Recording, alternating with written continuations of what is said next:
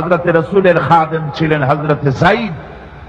হযরত যায়েদ তার উপরে যখন 15 বছর খাদেম ছিলেন রাসূলুল্লাহ, হুজুর যখন তার কাছে দাওয়াত পেশ করলেন, যখন রিসালাতের দাওয়াত পেশ করলেন, তাওহীদের দাওয়াত দিলেন, খাদেম যায়েদ একটু চিন্তা করলেন না, সাথে সাথে পড়লেন লা ইলাহা ইল্লাল্লাহু মুহাম্মাদুর রাসূলুল্লাহ।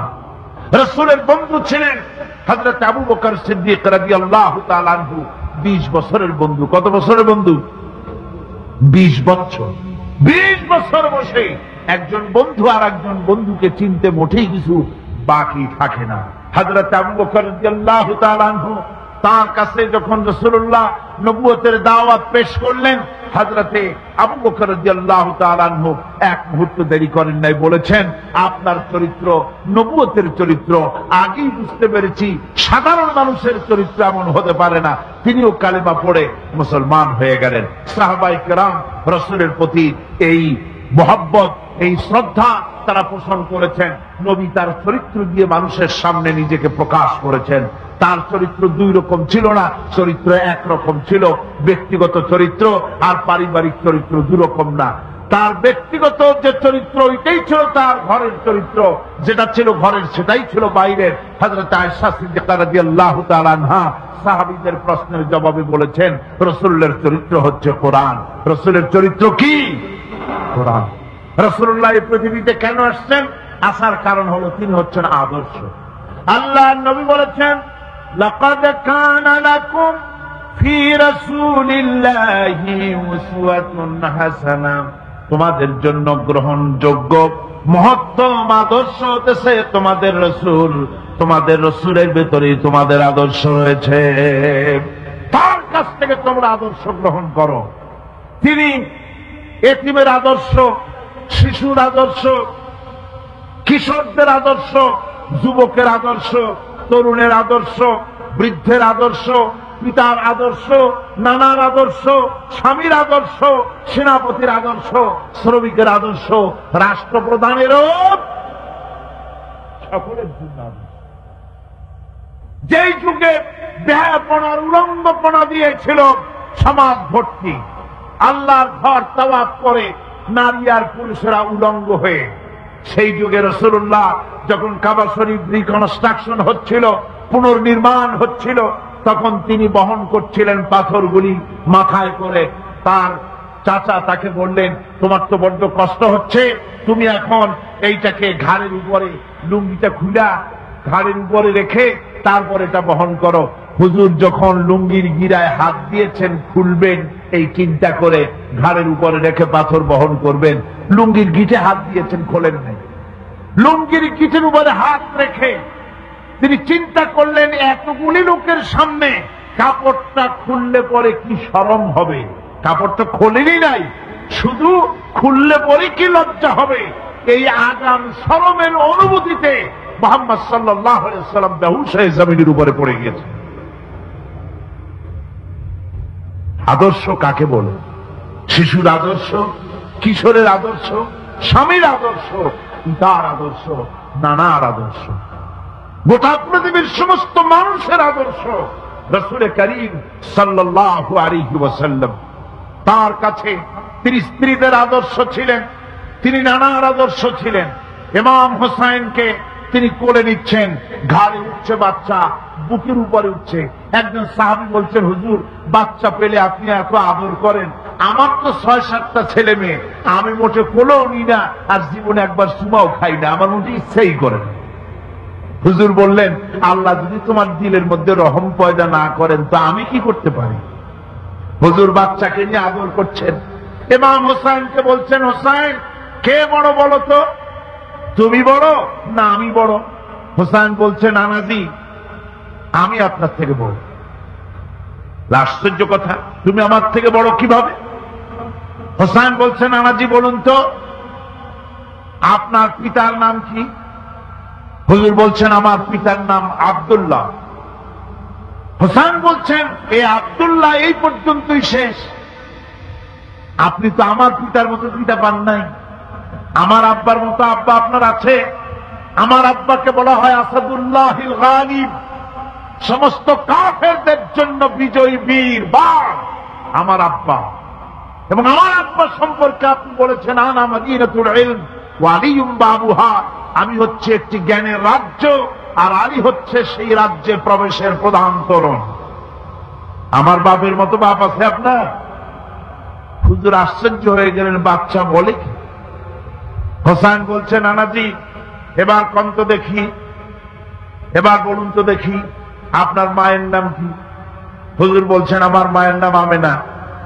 হযরত হোসেন বলছেন এই আমেনা পর্যন্তই শেষ, কয়জনে চিনবে কর? আমার মায়ের মতো একটা মা আপনার আছে? আমার মায়ের মতো একটা মা আপনি পেয়েছেন? আমার মাকে চেনেন? আমার মা হচ্ছেন জান্নাতের সাইয়্যিদাতুন নিসা, জান্নাতের সমস্ত মহিলাদের সরদারিনী আমার মা ফাতিমাতুজ জাহরা রাদিয়াল্লাহু তাআলা আনহা। আমার মায়ের মতো একটা মা আপনি পেয়েছেন? হোসেন বলছে নানাজি আরো বলবো নাকি? কয় হ্যাঁ বলো। বলছে নানাজি এবার কোন তো দেখি আপনার নানার নাম কি? হুজুর বলছেন আমার নানার নাম আব্দুল ওয়াহাব। হোসেন বলছেন এবার আপনি মানুষের কাছে জিজ্ঞেস করেন কয়জন এই আব্দুল ওয়াহাব পেয়েছেন? আপনি কি আমার নানার মতো একটা নানা পেয়েছেন? আমার নানাকে আপনি জানেন? আমার নানা সাইয়্যিদুল মুরসালিন আশরাফুল আম্বিয়া রাহমাতুল লিল আলামিন বিশ্বনবী জনাবে মুহাম্মদ রাসূলুল্লাহ সাল্লাল্লাহু আলাইহি ওয়াসাল্লাম।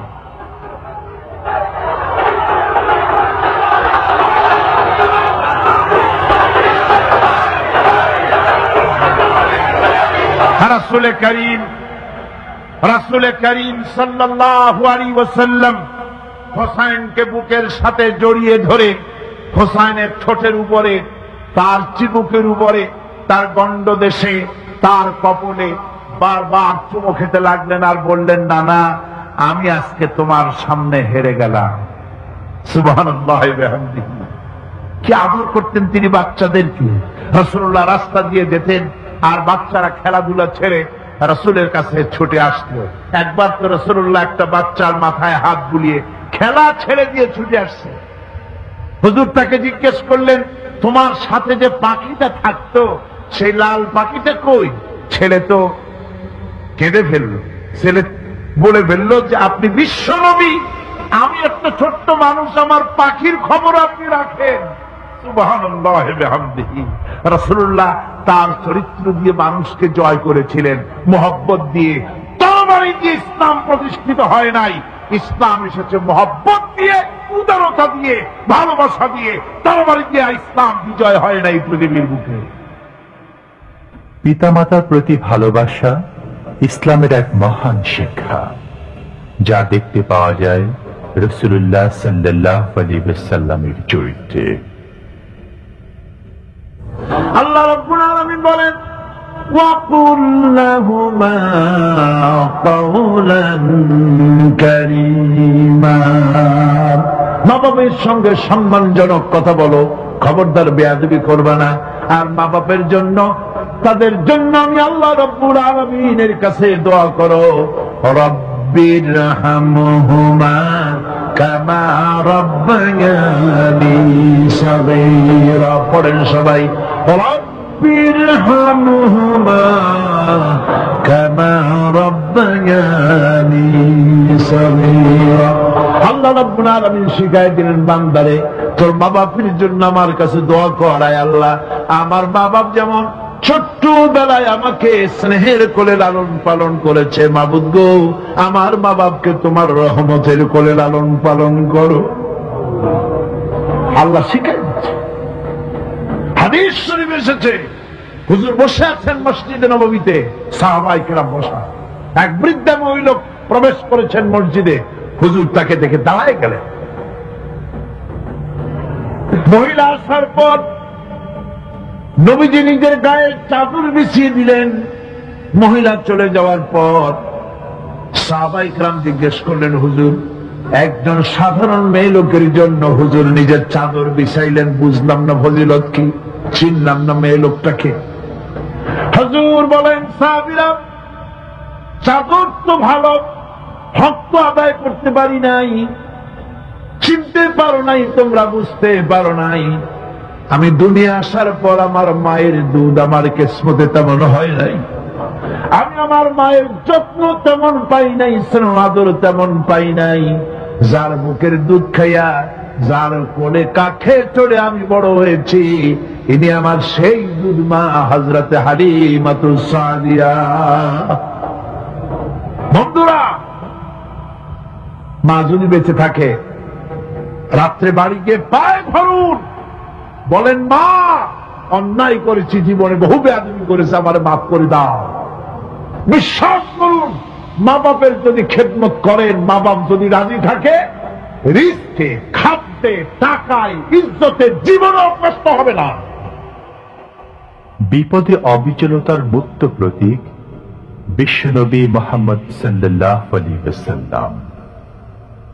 সর্ব অবস্থায় আল্লাহর উপর ভরসা করে ধৈর্য ধরার ক্ষেত্রে তিনি স্থাপন করেছিলেন এক অনন্য দৃষ্টান্ত। হিজরতের ঘটনা তার প্রকৃষ্ট উদাহরণ। আমার ভাইয়েরা, বিপদে অবিচলতা আমাদেরকে পয়গম্বরেরা শিক্ষা দান করেছেন। আমরা দেখতে পেয়েছি বিশ্বনবী জনাবে মুহাম্মদুর রাসূলুল্লাহ সাল্লাল্লাহু আলাইহি ওয়াসাল্লাম হিজরতের রাত, কাফেররা চতুর্দিকে দাঁড়ানো। হযরত জিবরাইল এসে বলেন, ইয়া রাসূলুল্লাহ, হে কাফেররা চতুর্দিকে ঘিরে দাঁড়িয়েছে, গভীর রাত, এখন হাতে তাদের তরবারি, সকাল হলে পরেই তারা আপনাকে মেরে ফেলে দিবে, তাড়াতাড়ি ওঠেন, মদিনার দিকে চলে যান। আল্লাহ নবী ঘুমের থেকে জেগে হযরত আলীকে ডেকে বলেন, আলী, আল্লাহ অর্ডার করেছে, আমি মদিনায় চললাম, আমার বিছানার পরে আমার চাদর গায়ে দিয়ে শুয়ে থাকো। হযরত আলী বলেন, আল্লাহর হাবিব, আপনার চাদর গায়ে দিয়ে ঘুমিয়ে থাকবো, সকালবেলায় কাফির বেঈমানেরা আপনার বিছানার পরে আপনার চাদর গায়ে দেওয়া অবস্থায় আমি আলীকে তারা মুহাম্মদ মনে করবে, আর আমি আলীকে নবী মনে করে তারা তাদের তরবারি দিয়া কেটে কেটে টুকরা টুকরা করে আমারে বিদায় করে দেবে দুনিয়া থেকে। এতটুকু পরোয়া করি না, বরং আমার দিলের মধ্যে এটাই তৃপ্তি থাকবে যে আমি আলীর জীবনের বিনিময় আল্লাহর হাবিব দুনিয়ায় বেঁচে আছেন। নবীজি ঘরের থেকে বেরোলেন, চতুর্দিকে কাফেররা দাঁড়ানো। আল্লাহ নবী হাতে এক মুষ্টি বালু হাতে নিয়ে শাহ হাতের বজু পড়ে তিনবার দম করে বালুগুলো ছেড়ে দিলেন। বালিগুলি ঘরের চতুর্দিকে কাফেরদের চোখে চলে গেল। পরবর্তী সময় রব্বুল আলামিন ডেকে বলেন, নবীরে, বালি যখন নিক্ষেপ আপনি করেছিলেন ধুলাগুলি, আপনি তো শুধু নিক্ষেপ করেছিলেন, কিন্তু চতুর্দিকে কাফেরদের চোখে গেল কেমনে? একদিকে মেরেছিলেন, সেই দিকেই তো যাওয়ার কথা ছিল, চতুর্দিকের কাফেরের চোখে চোখে সেগুলো পৌঁছে গেল কেমনে? ওয়ামা রামাইতা ইদ রামাইতা ওয়ালাকিন্নাল্লাহা রামা। আপনি নিক্ষেপ করেন নাই, যখন আপনি নিক্ষেপ করেছিলেন আপনি তো শুধু বালু কণা ছেড়েছেন, আর ওই বালু কণাগুলি ঘরের চতুর্দিকে সব কাফেরদের চোখে পৌঁছবার দায়িত্ব আমার কুদরত গ্রহণ করেছিল। আমার ভাইয়েরা, নবীজি বিপদে এতগুলি শত্রু তরবারি নিয়ে তিনি বিপদে ধৈর্য হারা হন নাই। আস্তে করে ঘরের থেকে বেরিয়ে হযরত আবু বকরের বাড়িতে গিয়ে হাজির। দরজায় গিয়ে আওয়াজ দিলেন, আবু বকর। অমনি দরজা খুলে গেল, লাব্বাইক ওয়া সাদাইক। হুজুর বলেন, আবু বকর রে, একটা ডাকে কেমনে সাড়া দিলে? তুমি কি ঘুমাইছিলে না? হযরত আবু বকর বলেন, হুজুর, আপনি বলেছেন আমাকে নিয়ে হিজরত করবেন, আমি মনে মনে চিন্তা করেছি, না জানি কত রাত্রে নবীজি আসেন, উঠতে যদি আমার দেরি হয়ে যায়, নবীজি যদি দরজার কাছে দাঁড়ায় দাঁড়ায় আমারে ডাকাডাকি করে, আর আমি যদি ঘুমায় থাকি, তাহলে আল্লাহ নবীর সঙ্গে বেয়াদবি হয়ে যাবে। এই মনে করে বিছানায় না ঘুমাইয়া আপনার গলার আওয়াজ শোনার জন্য এই দরজার সঙ্গে পিঠ লাগাইয়া লাগাইয়া দাঁড়াইয়া ঘুমাচ্ছিলাম। আল্লাহ নবী হযরত আবু বকরকে সঙ্গে করে নিয়ে চললেন মদিনার দিকে। উল্টা পথে রওনা করলেন, বারবার কাবা শরীফের দিকে তাকাতে লাগলেন। বুখারী শরীফে এসেছে, নবীজি বারবার কাবার দিকে তাকিয়ে বলতেছেন, রে কাবা, বড় আশা ছিল তোর কাছে থাকবো, তোর খেদমত করব, কিন্তু তোর নিষ্ঠুর সন্তানেরা তোর কাছে আমারে থাকতে দিল না রে। আল্লাহ নবী মিসফালা দিয়ে জাবালে খেদোয়ার উপর দিয়ে চলে গেলেন। জাবালে সুরের গুহার কাছে যখন গিয়েছেন, হযরত রক্ত হয়ে গেল। হযরত আবু বকর রাদিয়াল্লাহু তাআলা আনহু বলছেন, হুজুর আর উপায় নাই, দিন হয়ে গেল, এখন বুঝি ধরা পড়ে যাব, ওই গুহার মধ্যে গিয়ে আশ্রয় নেই। তবে আপনি দাঁড়ান, গুহার ভিতরেই পাহাড়িয়া গুহা, বিচ্ছু থাকতে পারে, সাপ থাকতে পারে, আমি আগে ঢুকি, যদি কোনো হিংস্র প্রাণী থাকে আমার উপর দিয়া আঘাত হয়ে যাক, আল্লাহর নবী হেফাজতে থাকুন। হযরত আবু বকর রাদিয়াল্লাহু তাআলা আনহু গুহার ভিতরে নামলেন। নেমে গুহা সাফ করে হুজুরকে ডাকলেন। হুজুর তাশরীফ ফরমালেন গুহার মধ্যে। হুজুর বলেন, আবু বকর, হেঁটে হেঁটে কষ্ট হয়ে গেছে, তুমি বসো, তোমার উলুর উপরে মাথা রেখে আমি একটু ঘুমায়ে যাই। আল্লাহর হাবিব ঘুমায় গেলেন। হযরত আবু বকর লক্ষ্য করে দেখেন চতুর্দিকে অনেকগুলি গর্ত দেখা যায়। এই গর্ত থেকে সাপ আসতে পারে, বিচ্ছু আসতে পারে মনে করে নিজের গায়ের চাদর ছিঁড়ে ছিঁড়ে গর্তগুলি বন্ধ করা শুরু করে দিলেন। কয়েকটা গর্ত বন্ধ করার মতো চাদর আর নাই, পাও দিয়ে চেপে ধরলেন। এক পাহাড়িয়া বিষধর সাপ বেরোবার জন্য চেষ্টা করে বেরোবার পথ খুঁজে নেই পেয়ে হযরত আবু বকরের পায়ের উপরে দংশন করেছে। বিশেষ যন্ত্রণায় হযরত আবু বকরের চোখ থেকে পানি দরদর করে পড়ছে। রাসূলুল্লাহর ঘুম ভেঙে গেল। আল্লাহ নবী তাকিয়ে বলেন, আবু বকর, চোখে পানি কেন? বাড়ির কথা বুঝি মনে পড়ে গেছে? হযরত আবু বকর বলেন, ইয়া রাসূলুল্লাহ, আল্লাহর নামে কসম করে বলি, যেই দিন আমি ঈমান এনেছি ওই দিন থেকে আমার মা বাপ, আমার কোলে আমার সন্তান, আমার স্ত্রী, আমার জায়গা জমি, ঘর বাড়ি, এমনকি আমার নিজের আত্মার চাইতে হুজুর আপনারে ভালোবাসি বেশি। তাহলে কাঁদো কেন? হযরত আবু বকর বলেন, হুজুর বাড়ির জন্য কাঁদি না, ছেলে পেলের জন্য কাঁদি না, সাপে দংশন করেছে, যন্ত্রণায় কাঁদতেছি। আল্লাহ নবী সঙ্গে সঙ্গে মুখ থেকে থুতু বার করে যন্ত্রণার জায়গায় লাগাই দিলেন। সঙ্গে সঙ্গে যন্ত্রণা বন্ধ হয়ে গেল। হুজুর বললেন, আবু বকর, প্রথম যখন তোমার এই আঘাত করেছিল সাপে, আমাকে কেন তাড়াতাড়ি বলো নাই? এতক্ষণ তো তোমার কষ্ট হতো না। হযরত আবু বকর বলেন, ইয়া রাসূলুল্লাহ, ওটা তো সাপে কাটার যন্ত্রণা, ওই যন্ত্রণায় আমার রক্ত চলতেছে, যন্ত্রণায় যন্ত্রণায় আমার কলেজাটা যদি ফেটেও যেত। আল্লাহর হাবিব আরাম ফরমাচ্ছিলেন, আমি তাকে আরামে বিঘ্ন ঘটাতে পারতাম না। আমার ভাইয়েরা, হযরত আবু বকর, হযরত রাসূল দুজন বসে আছেন। এমনি সময় কাফের বেঈমানেরা খুঁজতে খুঁজতে জায়গা মতো এসে গেছে। একজনে বলে ভিতরে আছে, আর একজনে বলে নাই। পায়ের যদি থাকবে তাহলে মাকড়সায় জাল বুনালো কি করে, পাখি ডিম পেড়ে বসে আছে কি করে, তাদের সন্দেহ হতে লাগলো। এর মধ্যে নাই একজন বলে আছে, আর একজন বলে নাই। হযরত আবু বকর ভয়ের চোটে কেঁদে ফেলেছেন, হুজুর আর উপায় নাই। এই যে অবস্থা, এই অবস্থার ভিতরে, এই অবস্থার ভেতরেও আল্লাহ নবী এতটুকু ঘাবড়ে যান নাই। শত্রুরা তরবারি নিয়ে এসেছে, সুযোগ পেলেই একটু তাকালেই দেখতে পাবে, তুলে মেরে ফেলে দেবে। আল্লাহর হাবিব মোটেই ধৈর্য হারালেন না, এতটুকু হতাশ হলেন না। আল্লাহ পাকের হাবিব তার সাথীকে কি বললেন? তখন কোরআনে কারীম সূরা তাওবার মধ্যে আল্লাহ তা উদ্ধৃত করেছেন মুমিনদের জন্য, ইদহুমা ফিল গার ইদ ইয়াকুলু লিসাহিবিহি লা তাহজান ইন্নাল্লাহা মা'ানা। ও আমার সাথী, ও বন্ধু, ভয় করো না, চিন্তা করো না, আমরা মাইনরিটি নই, আমরাই মেজরিটি। তার কারণ আল্লাহ আমাদের সাথে আছেন। সুবহানাল্লাহ।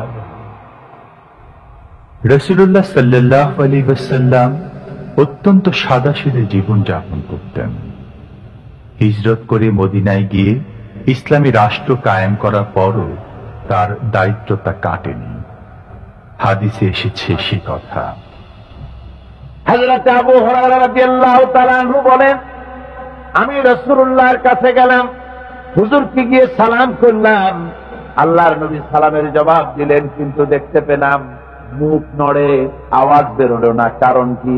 কাছে গিয়ে দেখি নবীজি ক্ষুধার যন্ত্রণায় কথা বলতেছেন, আওয়াজ বেরোতেছে না। এত ক্ষুধা লেগেছে আল্লাহর নবীর। 2-4 দিন চলে গেছে, খাবার নাই।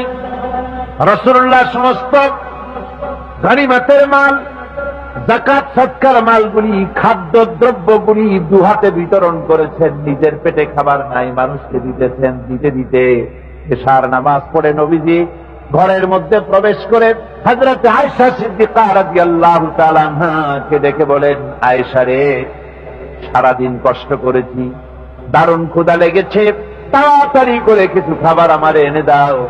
হযরত আয়েশা হুজুরের ক্ষুধার্ত শ্রান্ত ক্লান্ত চেহারার দিকে তাকাইয়া হযরত আয়েশা কেঁদে ফেলেছেন। হযরত মা আয়েশা কাঁদেন আর বলেন, ইয়া রাসূলুল্লাহ, আল্লাহর নামের কসম করে বলি, আমি আয়েশার ঘরে কোনো পানি ছাড়া কোনো খাবার নাই। এই ছিল রাসূলের আদর্শ। হাদিস শরীফে এসেছে, আল্লাহর নবী বলেন, তোমরা যদি রাষ্ট্রীয় ক্ষমতায় যাও, বাড়ি না থাকলে সরকারি খরচ একটা বাড়ি নিতে পারো। তোমার যদি যানবাহন না থাকে, সরকারি খরচের যানবাহন নিতে পারো। ছেলে মেয়ের কাপড় চোপড়, লেখাপড়া, শিক্ষা চিকিৎসার জন্য যদি না থাকে, তাহলে তুমি সরকার থেকে নিতে পারো। কিন্তু এর থেকে 1 চুল পরিমাণ যদি পাও বাড়াও, সরকারের মাল, জনগণের মাল, এর থেকে প্রয়োজনের বাইরে যদি তুমি নিজের জন্য নিতে থাকো, কিয়ামতের দিন আল্লাহর দরবারে চোরের কাতারে তোমারে দাঁড়ানো লাগবে। দুনিয়ায় যত সম্মান পাও না কেন, কিয়ামতে আল্লাহর দরবারে কিসের কাতারে দাঁড়াবে? চোরের কাতারে দাঁড়াতে হবে। রাসূল পাক সাল্লাল্লাহু আলাইহি ওয়াসাল্লাম এমন এক সমাজ কায়েম করেছিলেন। আমার হতাশাগ্রস্ত ছাত্ররা, যেসব ছাত্ররা সমাজতন্ত্র তোমরা করো, যারা সমাজতন্ত্র করতে হতাশাগ্রস্ত হয়েছে, এখন যাব কোথায় বলে হতাশ হয়ে গিয়েছে তোমরা, আমরা তোমাদেরকে দাওয়াত দেই, কোরআনের মাহফিল থেকে দাওয়াত দেই, ফিরে আসো। হতাশ হওয়ার কোনো কারণ নাই। লেনিন মরার, ও মরে গেছে। কার্ল মার্কস মরার, মরে গেছে, পচে গেছে, গলে গেছে, দুনিয়া থেকে শেষ হয়ে গিয়েছে। আল্লাহ নবীর নেতৃত্ব, সূর্য যতদিন উঠবে আর ডুববে, নবীজির নেতৃত্ব শেষ হবে না। ওই নেতৃত্বে আসো, রাসূলের নেতৃত্ব মেনে নাও, কোরআনের শাসন মেনে নাও, তাহলেই শান্তি পাবে তোমরা।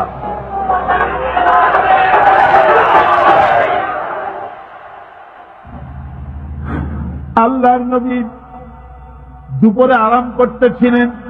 হযরত ওমর বলেন, আমি দেখতে গিয়েছিলাম রাসূলুল্লাহকে, আমি যে সালাম দিলাম, হুজুর উঠে বসলেন। আমি দেখি খেজুরের পাতা দিয়া বুনানো দড়ি, সেই দড়ি দিয়া বুনানো খাটিয়া এখনো মক্কা মদিনায় আছে। যারা হজ করতে গেছেন দেখেছেন, ওই দড়ি দিয়া বুনানো খাটিয়া, ওর উপরে তোষক নাই, বিছানার চাদর নাই, নিজের হাত মোবারক মাথার তলে দিয়া রাসূল শুয়ে আছেন। ওমরকে দেখে হুজুর উঠে বসলেন। ওমর বলেন, আমি রাসূলের পিঠের দিকে তাকায় দেখি দড়িগুলোর দাগ কেটে আছে। আমি সহ্য করতে পারলাম না। আমি শিশুর মতো ডুকরে কেঁদে উঠলাম, বললাম, ইয়া রাসূলুল্লাহ, এই পৃথিবীর কাফির বেঈমানেরা এত শান্তি করলো দুনিয়ায়, আর আল্লাহর হাবিবের পিঠে দড়ির দাগ বরদাস্ত করতে পারছি না। আপনি আমার অনুমতি দেন, একটা তোষক আপনার জন্য বানাই দেই। হুজুর আমার বলেন, ওমর রে, শোনো, দুনিয়ায় শান্তি করার জন্য আমি আসি নাই। আমি যদি হুকুম করি উহুদ পাহাড় আমার জন্য সোনায় পরিণত হয়ে যা, উহুদ পাহাড়টা আমার জন্য সোনা হয়ে যেতে পারে। আমি দুনিয়ায় শান্তির জন্য আসি নাই, এসেছি মানবতার মুক্তির জন্য। পৃথিবীর মানুষগুলিকে বাঁচাতে এসেছি, সাদা কালো মানুষের ব্যবধান দূর করতে এসেছি। রাসূলুল্লাহ নারীর অধিকার দিলেন, সাদা কালো মানুষের ব্যবধান দূর করে দিলেন। পাহাড় সমান উঁচা সাদা কালা মানুষের অধিকারকে প্রতিষ্ঠিত করলেন, বললেন মানুষে মানুষে কোনো পার্থক্য নাই। আরবের উপরে অনারবের, আরবের উপরে আরবের, ভাষার, সাদার উপরে কালোর, কালোর উপরে সাদার, কোন বর্ণ বৈষম্য ইত্যাদি দিয়ে মানুষের ফজিলত হয় না। মানুষের মর্যাদা বাড়ে। ইন্না আকরামাকুম ইনদাল্লাহি আতকাকুম। মানুষের মধ্যে মর্যাদা তোমাদের মধ্যে আল্লাহর কাছে তার যে ব্যক্তি তোমাদের মধ্যে আল্লাহকে বেশি ভয় করে। সুবহানাল্লাহ কর, সুবহানাল্লাহ কর। আমার ভাইয়েরা, নবীজি মদিনা মুনাওয়ারায় ইসলামী রাষ্ট্রের রাষ্ট্রপ্রধান হয়েছেন।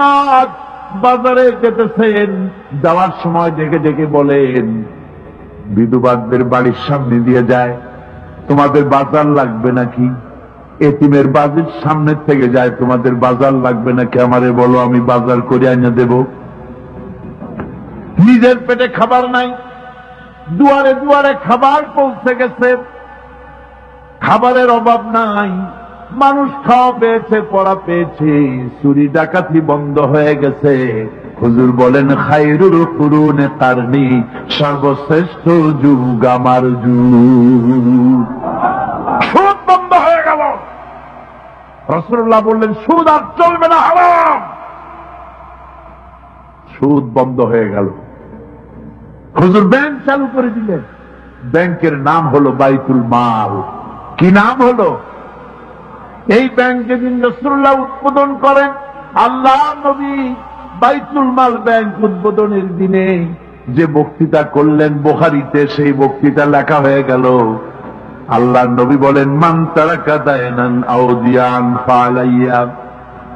আমার এই রাষ্ট্রের ভিতরে কোন মানুষ যদি ঋণগ্রস্ত অবস্থায় মারা যায় আর ঋণ পরিশোধ করার মতো অর্থ যদি তার কাছে না থাকে, তাহলে তার ঋণ পরিশোধের দায়িত্ব তার বিধবা স্ত্রী আর তার এতিম বাল বাচ্চার সব দায়িত্ব আমি মুহাম্মদ সাল্লাল্লাহু আলাইহি ওয়াসাল্লাম আমার কাঁধের উপরে উঠাইয়া নিলাম। এমন সুন্দর রাষ্ট্র চালু হয়ে গেছে। মানুষ খাবার পেয়েছে, পড়ার পেয়েছে। বুড়োরা, যাদের কাজ নাই, বুড়ো মানুষ কাজ করতে পারে না, তারা বসে বসে খাবারের ব্যবস্থা হয়ে গেছে। যুবকদের চাকরি হয়ে গেছে, বেকার কেউ আর বেকার নাই, সব কাজে ব্যস্ত হয়ে গেছে। মানুষের কাছে কাজ মিলেছে। কৃষক তাদের উৎপাদিত পণ্যের সঠিক মূল্য পাচ্ছে, শ্রমিক শ্রমের মর্যাদা পাচ্ছে, শ্রমিক মর্যাদা পাচ্ছে। রাসূলুল্লাহ বলেছেন, শ্রমিক আর মালিক মনিব আর গোলামের সম্পর্ক না, সম্পর্ক ভাই ভাই। সম্পর্ক কি? শ্রমিকের মর্যাদা রাসূলুল্লাহ এভাবে দিলেন, নিজে শ্রম দিলেন। মদিনার 8 বছর চলে যাওয়ার পর হযরত আয়েশা রাসূলুল্লাহকে দেখলেন মাজা কুজা। হযরত আয়েশা বলেন, হুজুর মাজাটা কুজা কেন? বয়সের কারণে হলো নাকি? হুজুর বলেন, না, বয়সের কারণে হয় নাই।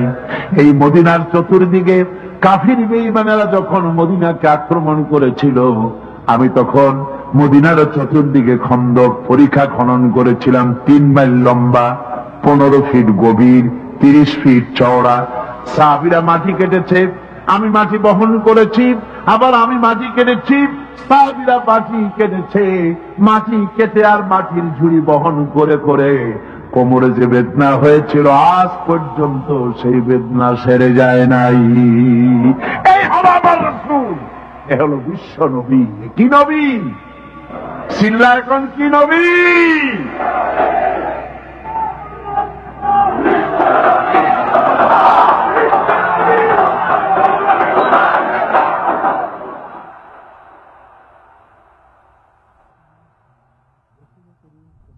রাসূল করিম সাল্লাল্লাহু আলাইহি ওয়াসাল্লাম তার উম্মতের প্রতি সবচেয়ে বেশি নামাজের প্রতি গুরুত্ব দেওয়ার আহ্বান জানিয়েছিলেন।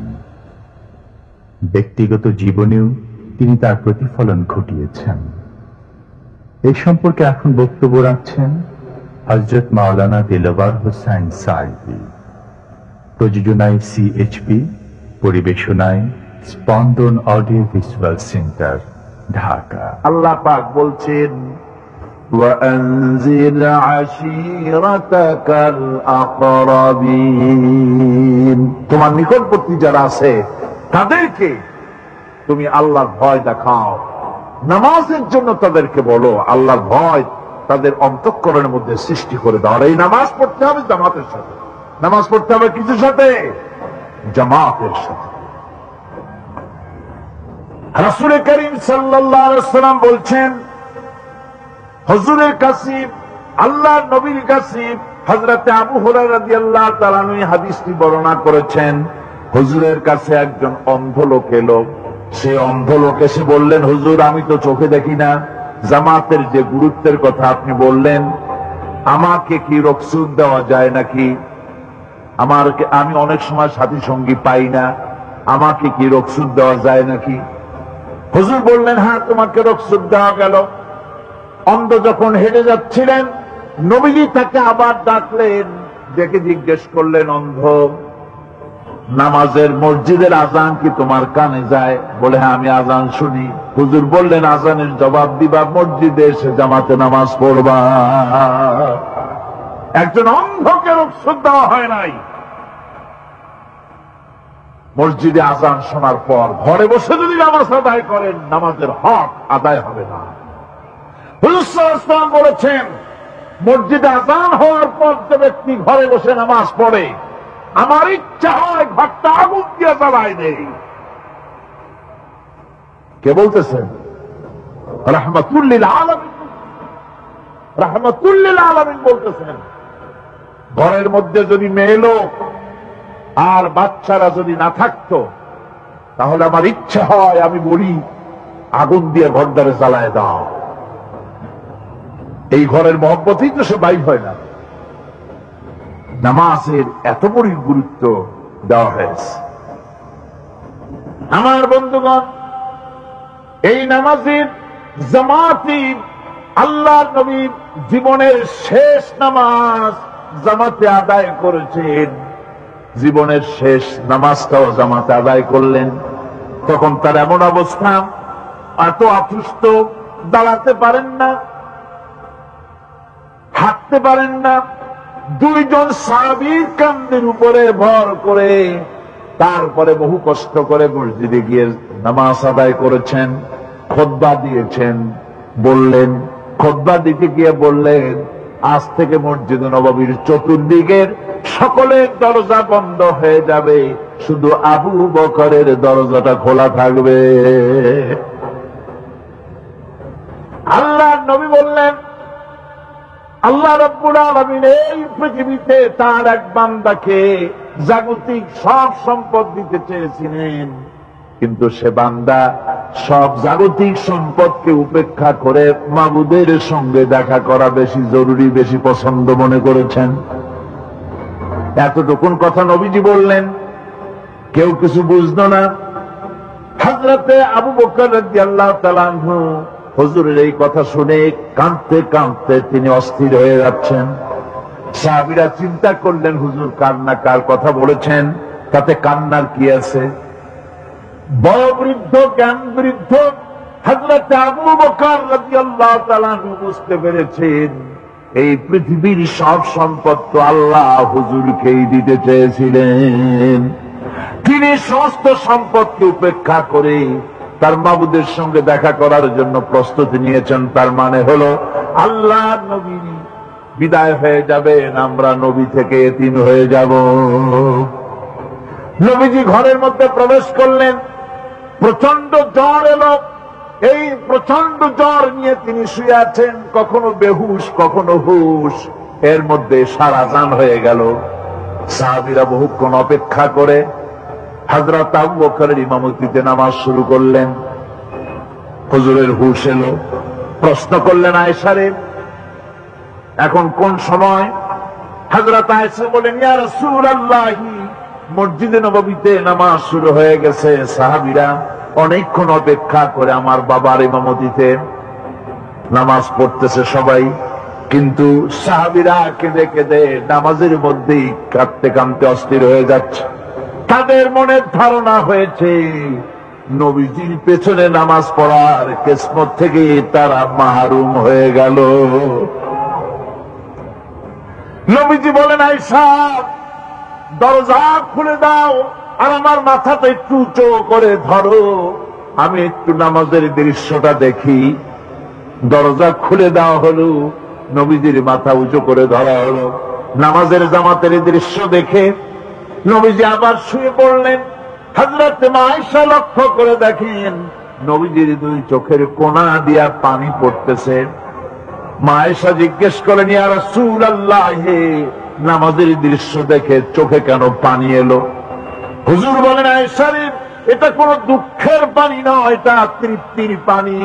এই যে জামাত নামাজ পড়তেছে লোকেরা, এই জামাত কায়েমের জন্য তায়েফের ময়দানে অনেক রক্ত আমার ঝরেছে। উহুদের ময়দানে দামদার মুবারক শহীদ হয়েছে, সাহাবায়ে কেরাম জীবন দিয়েছে। এই যে জামাত আমি দেখতে পেলাম, ভবিষ্যতের একটা ছবি যেন চোখে ধরা পড়লো। আমার মনে হলো কিয়ামত পর্যন্ত এই পৃথিবীতে আমার যত উম্মত আসবে তারা এইভাবে করে জামাতে নামাজ আদায় করবে। নবীজি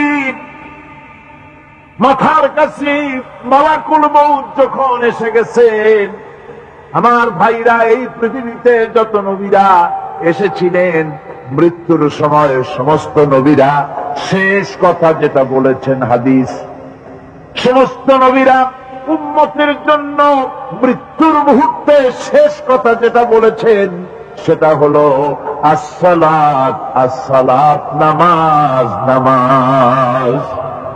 আমার নবী যখন বিদায় হয়ে যান, বিদায়ের মুহূর্তে মেয়ের কথা বললেন না, কলিজার টুকরা নাতির কথা বললেন না, জামাইয়ের কথা বললেন না, স্ত্রীর কথা বললেন না, মৃত্যুর সময় শেষ কথা বললেন আসসালাত, আসসালাত ওয়া মা মালাকাত আইমানুকুম, নামাজ, নামাজ, আমার উম্মতেরা নামাজ, আমার উম্মতেরা নামাজ ছেড়ে দিও না, নামাজ। যেই নবী উম্মতের জন্য এত কাঁদলেন, নামাজের জন্য এত কথা বলে গেলেন, আল্লাহ রাব্বুল আলামিন নামাজের জন্য এত নির্দেশ করলেন, নবীজি ইন্তেকালের সময় নামাজের কথা বলে দিলেন, সেই মুসলমান আজ নামাজ আদায় করে না। নামাজ পড়ে তো নামাজ শুদ্ধ হয় না। হযরত হুযায়ফা রাদিয়াল্লাহু তাআলা আনহু, তিনি একবার ইয়েমেন সফর করেছিলেন, এক মসজিদে নামাজ পড়লেন। একজনকে তিনি নামাজ পড়তে দেখলেন, নামাজ পড়তে দেখে তিনি অপেক্ষা করলেন। লোকটার নামাজ হয়ে যাওয়ার পর তিনি প্রশ্ন করলেন, আল্লাহর বান্দা, তুমি কতদিন এরকমের নামাজ পড়তেছ? তিনি বললেন, প্রায় 40 বছর তো হবে আমি এরকম নামাজ পড়তেছি। হযরত হুযায়ফা বলেন, তুমি কি আমারে চেনো? কয়, না, চিনি না। হযরত হুযায়ফা বললেন, আল্লাহর বান্দা শোনো, আমি হচ্ছি আল্লাহর নবী মুহাম্মদ রাসূলুল্লাহ সাল্লাল্লাহু আলাইহি ওয়াসাল্লামের সাহাবী হুযায়ফা।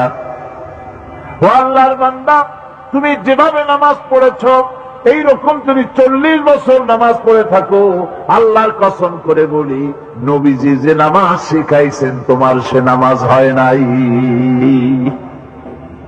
রাসূলুল্লাহ নামাজ হয় নাই, নামাজ পড়লেই হবে না। রাসূলুল্লাহ বলেছেন, সাল্লু কামা রাআইতুমুনি উসাল্লি, নামাজ পড়ো সেইভাবে যেভাবে আমারে পড়তে দেখো। বিশ্বাস করুন ভাইরা, নামাজ যদি না হয়, তাইয়্যিবান মুবারাকান ফীহি, একজন সাহাবী এই দোয়াটা পড়ছিলেন। নামাজ শেষ করে আল্লাহর নবী প্রশ্ন করলেন, নামাজের ভিতরে অতিরিক্ত এই কথাগুলি কে বলেছো? সাহাবী ভয় পেয়ে গেলেন। ভয় ভয় তিনি বললেন, হুজুর আমি বলেছি। হুজুর বললেন, তুমি জানো না আমি নবী, তুমি নবী না, আমি যা দেখি তুমি দেখতে পাও না। তুমি যখন এই দোয়াটা পড়তেছিলে আমি লক্ষ্য করেছিলাম আল্লাহর রহমতের ফেরেশতারা প্রতিযোগিতা করতেছিল তোমার আমল নামায় কে কত বেশি নেকি লিখবে।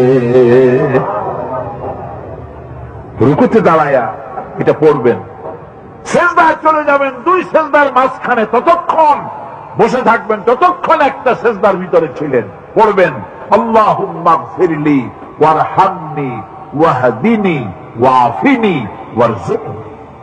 নামাজের মধ্যে দোয়া করতেছেন, আল্লাহ আমারে ক্ষমা করে দাও। সব দোয়া সব হুজুরের, আমাকে ক্ষমা করো, আমাকে হেদায়েত দাও, আমাকে সুস্থ করো, আমাকে রহম করো, আমাকে রিজেক্ট দাও। সুবহানাল্লাহ। নামাজের ভিতরে দোয়া কবুলের সময়, নামাজের সেজদার ভিতরে দোয়া কবুল হয়। এইভাবে করে রাসূল করিম সাল্লাল্লাহু আলাইহি ওয়াসাল্লামের নামাজটা কেমন হাক্কানি উলামাদের কাছ থেকে জেনে নেবেন। যেহেতু হুজুর বলেছেন সাল্লু কামা রাআইতুমুনি উসাল্লি, নামাজ পড়ো সেইভাবে যেভাবে আমাকে পড়তে দেখো। মদিনায় হিজরত করার পর রাসূলুল্লাহ সাল্লাল্লাহু আলাইহি ওয়াসাল্লাম কাফেরদের সাথে অনেকগুলো যুদ্ধে লিপ্ত হয়েছিলেন। তার মধ্যে উহুদের যুদ্ধে তিনি তার আপন চাচা হযরত হামজা রাদিয়াল্লাহু তাআলা আনহুকে হারান। ওয়াহশীর হাতে নির্মমভাবে শহীদ হন তিনি। ওয়াহশী পরবর্তীতে অনুতপ্ত হন। আসুন শুনি সে কাহিনী। হুজুর সাল্লাল্লাহু আলাইহি ওয়াসাল্লাম ফতহ মক্কার দিনে সকলকে ক্ষমা করে দিয়েছিলেন, কিন্তু 5 জন নারী আর 6 জন পুরুষ সম্পর্কে বলেছিলেন এদেরকে যেখানে পাও সেখানে হত্যা করো। এর মধ্যে ওয়াহশী আনবে। ওয়াহশী বুঝতে পেরেছি মুহাম্মদ সাল্লাল্লাহু আলাইহি ওয়াসাল্লাম আল্লাহর রহমত, করুণার নবী, দয়ার নবী, তার কাছে যদি আমি যেতে পারি তাহলে তিনি আমার সম্পর্কে, যদি তার সামনে যেতে পারি তাহলে তার কঠোর মনোভাব আমার প্রতি নরম হয়ে যাবে। এই মনে করে সাহাবায়ে কেরামদের চোখ এড়াইয়া তিনি হুজুরের সামনে গিয়ে হাজির হয়ে গেলেন। হুজুর তাকে দেখি বললেন, তোমার নাম না ওয়াহশী? তিনি বললেন, হ্যাঁ আমার নাম ওয়াহশী। হুজুর বললেন, তুমি আমার চাচাকে শহীদ করেছো। ওয়াহশী বললেন, জাহালাতের কারণে তা করেছি। হুজুর বললেন, কেমনে শহীদ করেছো আমার চাচাকে, আমার একটু শোনাও।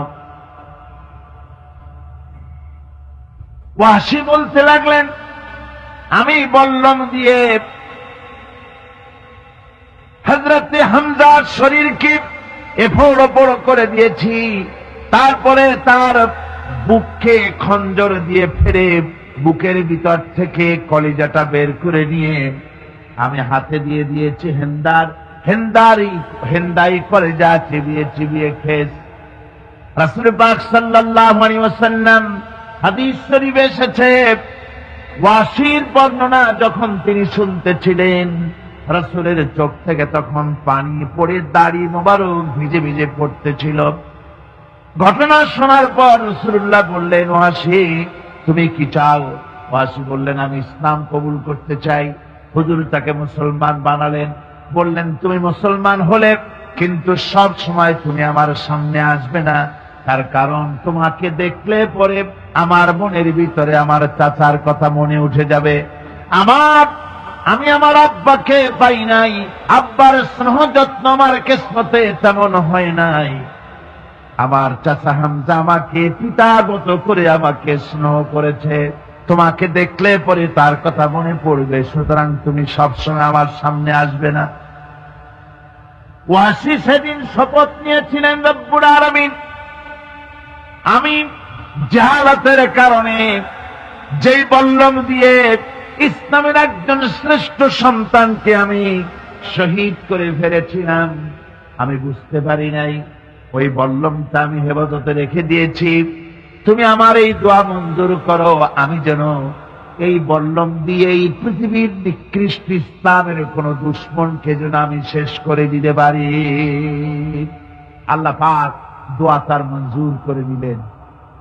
মুসাইলামা কাযযাবের বিরুদ্ধে হযরত আবু বকর সিদ্দিক রাদিয়াল্লাহু তাআলা আনহু যে বাহিনী পাঠালেন, হযরত ওয়াহশী সেই বাহিনীর মধ্যে ছিলেন। আর তিনি সেই বল্লমটা দিয়া, যে বল্লম দিয়ে তিনি হযরত হামজাকে শহীদ করেছিলেন, সেই বল্লমটা দিয়েই ইসলামের নিকৃষ্ট শত্রু মুসাইলামা কাযযাবকে দুনিয়া থেকে তিনি বিদায় করে দিলেন। আমার ভাইরা, রাসূল পাক সাল্লাল্লাহু আলাইহি ওয়াসাল্লামের ইন্তেকালের পর এ পর্যন্ত নবুয়তের যারা দাবি করেছে, এক হিসাবে জানা গেছে 28 জন দাবি করা হয়ে গেছে। রাসূল বলেছেন, আমার পরে 30 জন মিথ্যেবাদী নবুয়তের দাবি করবে। কতজন করবে? হয়ে গেছে, বাকি আছে কত? এর মধ্যে গোলাম আহমদ একজন। গোলাম আহমদ দাবি করল যে আমি নবী। তার অনেকগুলি বই কিতাব সে লিখল। বইয়ের মধ্যে এক জায়গায় সে লিখেছে, তার বইয়ে এক জায়গায় লিখেছে যে আমি স্বপ্নে দেখলাম আল্লাহ আমার সামনে উপস্থিত। আল্লাহ আমার সামনে এসেছেন পুরুষের আকৃতিতে, আর আমি তখন স্বপ্নের ভিতরে আমি নিজেকে একজন নারীর মতোই মনে করলাম। স্বপ্নের ভেতরেই আল্লাহ পাক পুরুষ হিসাবে আমাকে ব্যবহার করলেন। আমি স্বপ্নের মধ্যেই গর্ভবতী হলাম এবং স্বপ্নের ভিতরে আমি গোলাম মোহাম্মদ মসিহে রূপান্তরিত হয়ে গেলাম। নাউযুবিল্লাহি মিন যালিক। গোলাম মোহাম্মদ বলছে, আল্লাহ পাক ওহীর মাধ্যমে আমাকে জানিয়েছেন, আল্লাহ আমাকে বলেছেন, গোলাম মোহাম্মদ তুমি হচ্ছ আমার সন্তান তুল্য। নাউযুবিল্লাহি মিন যালিক। এইভাবে অসংখ্য মিথ্যে কথা দিয়ে বইপত্র রচনা করেছে। লোকেরা তার কাছে নবুয়তের প্রমাণ চেয়েছে।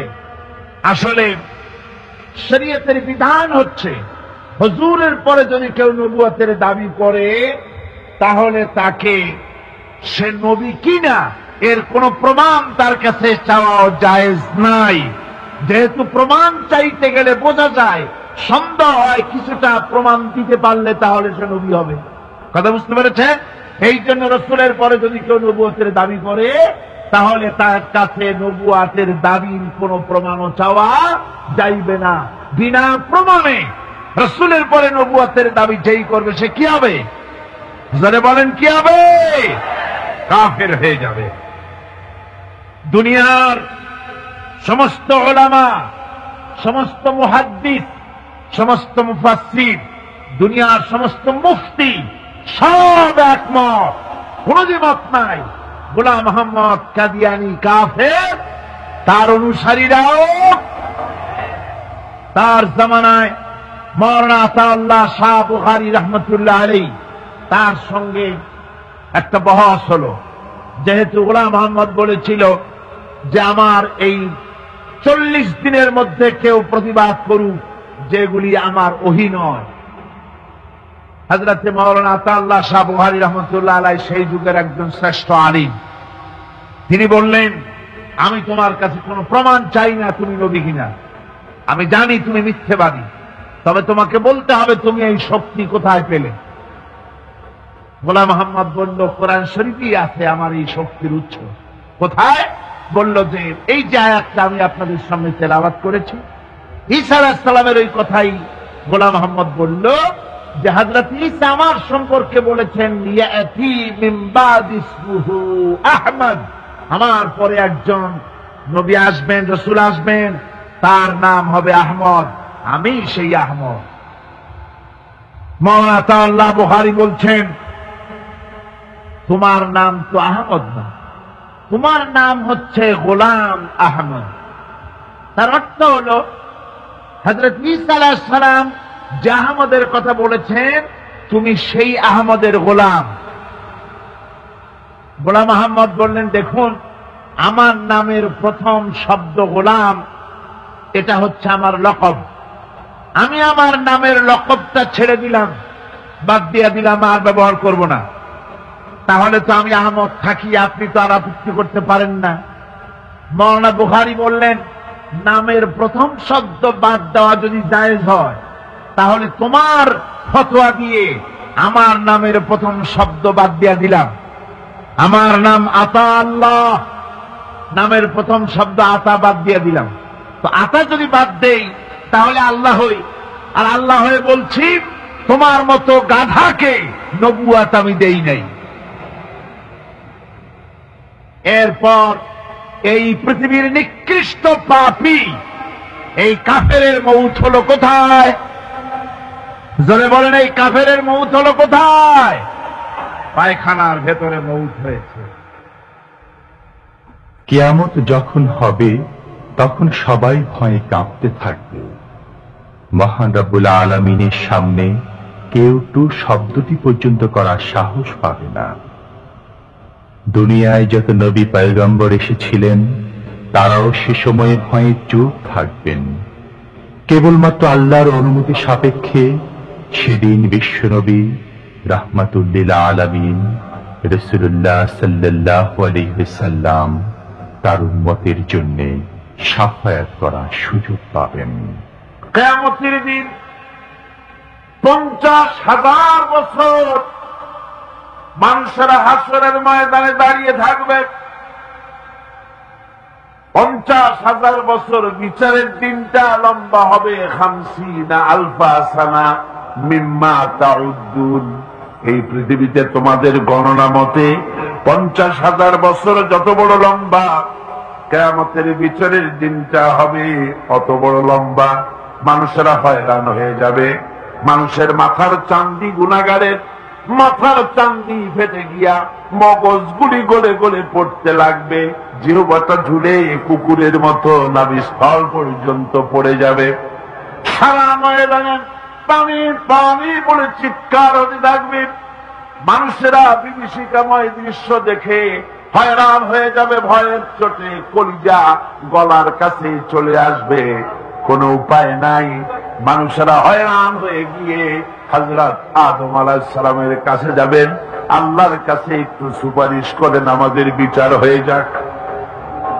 হযরত আদম বললেন, আমার দ্বারা সম্ভব নয়। আমি নিজে আল্লাহর এক হুকুমকে ভঙ্গ করেছিলাম। জানি না আল্লাহ রাব্বুল আলামিন আমার সাথে আজকে কি ব্যবহার করেন। মিয়া সাহেব মাথা খাটান, বুদ্ধি খাটান, চিন্তা করেন, আকল দিয়ে, বিবেক দিয়ে। আবাল বাসা আদম আলাইহিস সালাম আল্লাহর দরবারে কথা বলতে সাহস পাবেন না। বলবেন নূহের কাছে যাও। নূহ আলাইহিস সালাম বলবেন আমি পারবো না। ইব্রাহিমের কাছে চলে যাও। ইব্রাহিম আলাইহিস সালাম বলবেন আমিও পারবো না। সকলে এক এক অজুহাত দিবেন। বলবেন যাও মুসা আলাইহিস সালামের কাছে, তিনি বলবেন আমিও পারবো না। যাও ঈসা আলাইহিস সালামের কাছে। হযরত ঈসা বলবেন আমি তো পারবোই না, কারণ গোটা পৃথিবীর শত শত কোটি নাসারা আমারে আল্লাহর ছেলে বলেছে, আমি তো তাদেরকে কথা বলতে পারি নাই। জানি না আজ এই হাসরের ময়দানে আল্লাহ রব্বুল আলামিন আমার সাথে কি ব্যবহার করেন। তবে আমি একটা পরামর্শ দিতে পারি, আল্লাহ রাব্বুল আলামিনের দরবারে আজকে কেবল কথা বলতে পারবেন বিশ্ব নবী জনাবে মুহাম্মদুর রাসূলুল্লাহ সাল্লাল্লাহু আলাইহি ওয়াসাল্লাম। হাসরবাসীরা তার কাছে যাবেন। নবীজি মাকাম মাহমুদ আল্লাহর দরবারে সেজদায় পড়ে যাবেন। এই সেজদায় কত কাল চলে যাবে আল্লাহ পাক ভালো জানেন। সেজদায় পড়ে শুধু কাঁদতেই থাকবেন। রব্বুল আলামিন বলবেন হাবিব মাথা উঠান, আপনার দরখাস্ত আমি আল্লাহ রব্বুল আলামিন মঞ্জুর করে নেব।